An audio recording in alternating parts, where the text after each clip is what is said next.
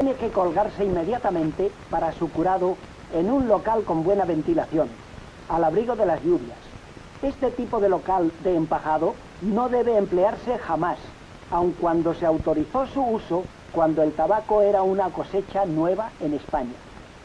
Este otro, hecho con buenos materiales, tiene el defecto de que su ventilación es mala y el tabaco no se seca en él a la velocidad conveniente para un curado perfecto, por lo que ha sido preciso suplementar la ventilación que proporcionan las ventanas laterales con unas toberas hechas al ras del suelo.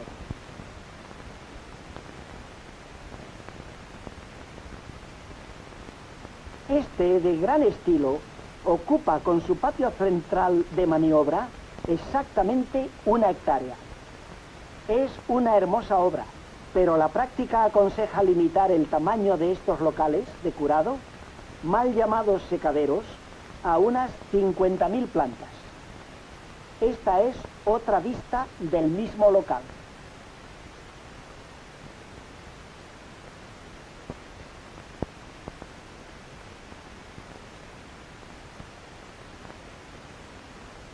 Esta fotografía de un ángulo del edificio enseña detalles de su construcción. Ahora vemos un local que está construido con adobes reforzados con ladrillo.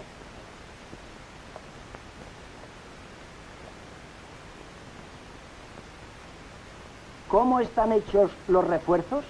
Se ve aquí claramente. El Servicio Nacional del Tabaco, en colaboración con el Instituto Nacional de Colonización, da muchas facilidades a los cultivadores para que puedan estos construir secaderos prácticos, económicos y pagaderos a largo plazo. Un buen complemento del edificio es una colección de persianas de esterones de esparto para tapar ventanales cuando lo aconsejen las condiciones atmosféricas, y a veces algo de calefacción. Este modelo de secadero es de sólida construcción y su empleo se ha extendido mucho en algunas regiones. El curado del tabaco en estos locales, que solo se emplean para tabacos oscuros, suele durar unos 80 a 90 días, según las condiciones de temperatura y humedad ambiente. Para evitar graves daños, la vena central de las hojas debe quedar sin humedad apreciable, tanto en los tabacos oscuros como en los amarillos.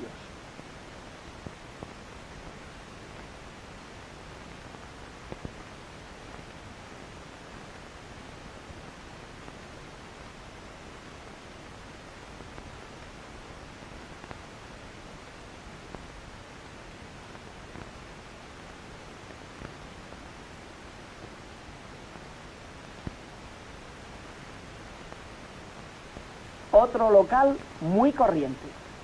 Los tabacos finos se recolectan cortando las hojas y así se cuelgan las hojas y se las coloca en secaderos especiales con estufas de calefacción junto a la puerta y al ras del suelo entradas de aire que permitan ventilar enérgicamente y a alta temperatura. Así se obtienen los tonos amarillos y el curado, en lugar de tardar 3 meses, queda hecho en 4 o 5 días. Los tabacos corrientes se recolectan por plantas enteras, que se cuelgan atándolas a cuerdas finas pendientes del techo, con un rapidísimo lazo.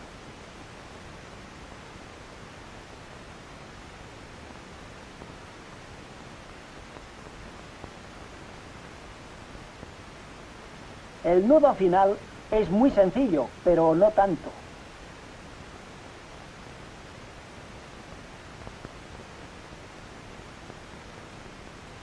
Una vez curado el tabaco, sea rubio o sea oscuro, se clasifica en 3 clases: buena, mediana e inferior. Estas operarias, con vista y agilidad, separan las calidades con gran exactitud.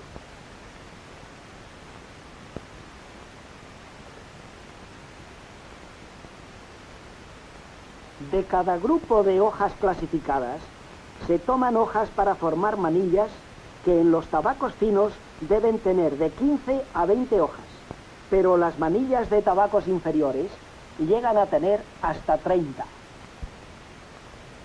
Esta veterana muestra gran habilidad en su trabajo, pero quizá por el azoramiento natural ante una cámara cinematográfica, el atado es algo más largo de lo que debiera ser.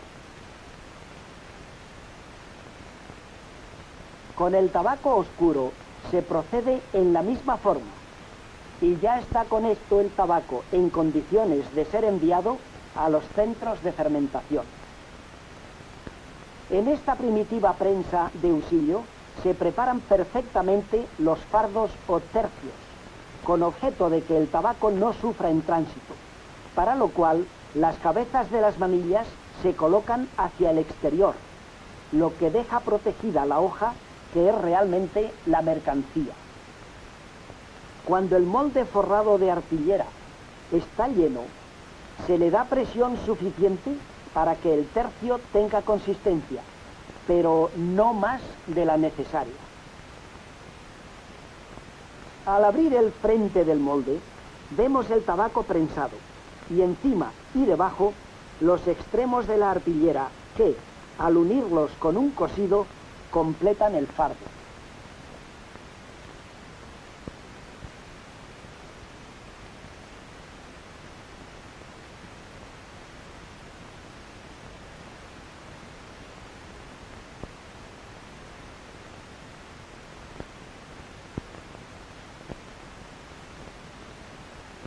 Al salir el tercio de la prensa, está dispuesto para el camión. Aquí vemos en detalle las cabezas de las manillas.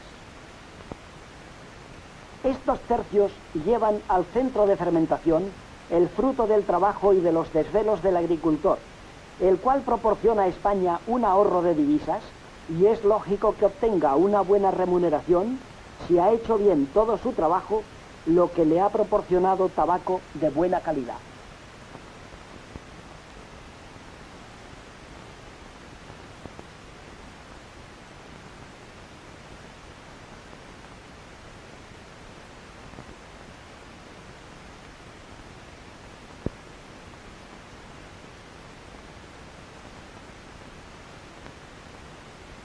Los fardos son pesados con gran esmero para la mayor claridad posible en las cuentas.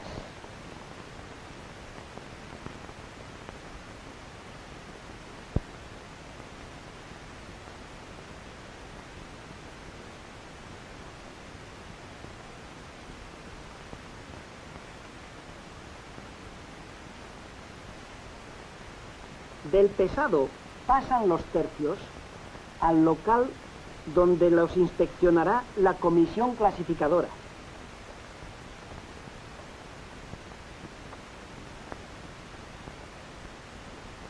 Cuando ésta se reúne, se abren los fardos para su clasificación por la comisión, de la que forma parte personal técnico agronómico, un perito representante del servicio y un práctico designado a través de la organización sindical como representante de los cultivadores.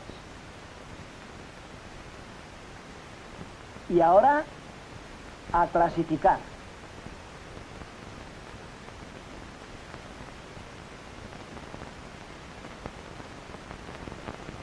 En algunas instalaciones modernas se ha mecanizado este trabajo.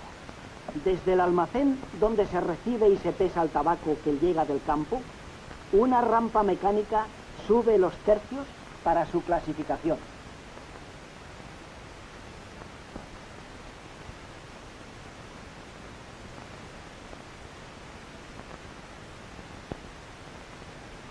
Estas mozas abren diestramente los fardos que pasan delante de ellas, y un poco más lejos vemos los miembros de la comisión clasificadora que fijan el valor de los fardos según pasan por delante.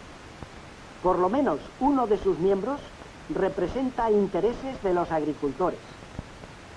Aquí los vemos más cerca, y a continuación las muchachas que forman los matules o atados de 8 a 10 manillas. Esta operación se hace para facilitar la manipulación del tabaco en las operaciones que requiere la fermentación en masa.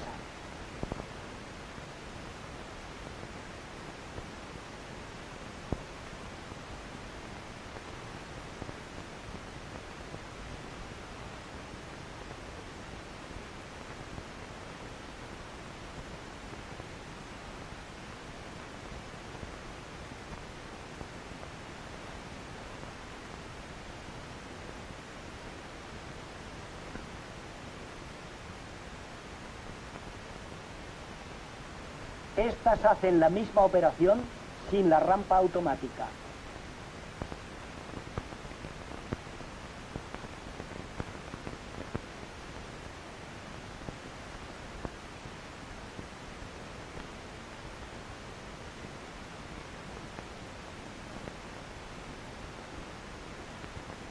Para conseguir una buena fermentación uniforme, se apilan los matules en forma que las hojas queden hacia el interior de la pila.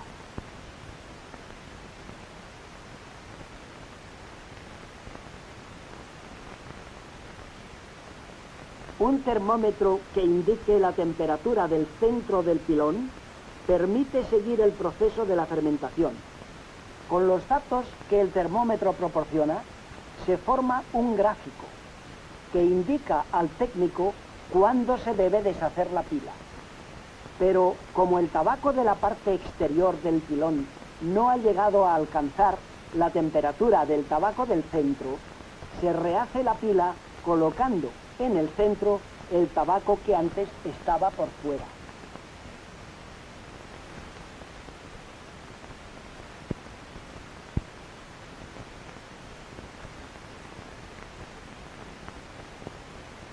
Para que cada fardo de tabaco contenga una calidad uniforme, después de la fermentación se deshacen los matules y se clasifican de nuevo las manillas.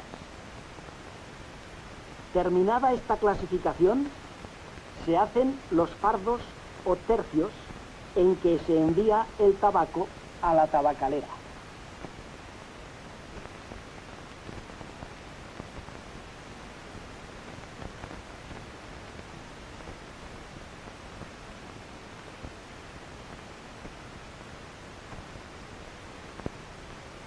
Se forman los fardos colocando las manillas en un molde donde ya se había puesto previamente la arpillera que formará la envoltura del fardo.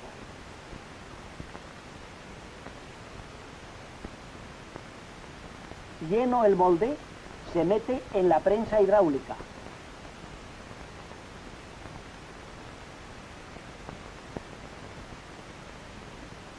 Y esta bomba suministra la presión. Al quedar apretado, el fardo se ha hecho más pequeño.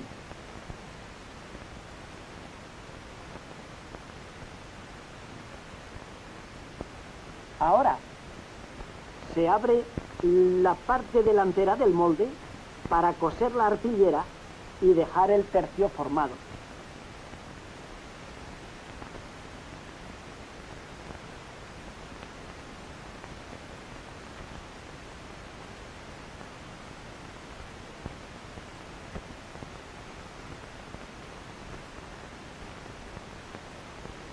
Aquí se ha quitado la presión para que pueda sacarse de la prensa el molde con el fardo dentro.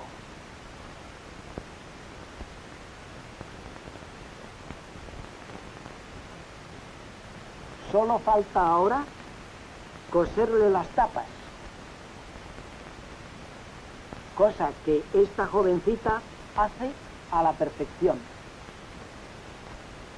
Los tabacos claros, como los amarillos y Burley, no sufren una verdadera fermentación, pero se les hace pasar por esta inmensa máquina por 6 cámaras de calefacción a alta temperatura. A continuación pasan por las cámaras de enfriamiento, para que tomen una temperatura parecida a la del ambiente, y después por la de humidificación, de la cual salen por aquí, con la humedad más conveniente para el embarricado, operación que exige una colocación cuidadosa de las manillas a las que se le da cierta presión con peso de hombre. En estas barricas pasa el tabaco de 6 meses a 2 años, según el tipo que se desee obtener, y en ellas sufre el tabaco rubio una lenta fermentación o añejamiento semejante al añejamiento del vino o al del tabaco oscuro, que también es añejado en los tercios antes de su confección. Este modo de embarricar exige fuerza y habilidad.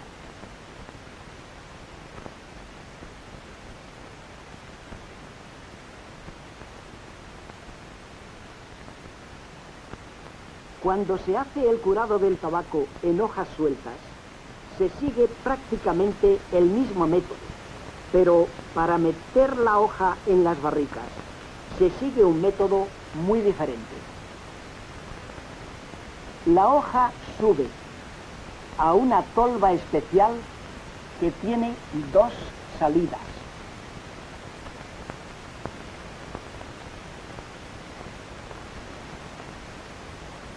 El tabaco cae alternativamente en dos barricas y un hombre apisonador en cada barrica se ocupa de que el llenado sea lo más compacto y lo más uniforme posible.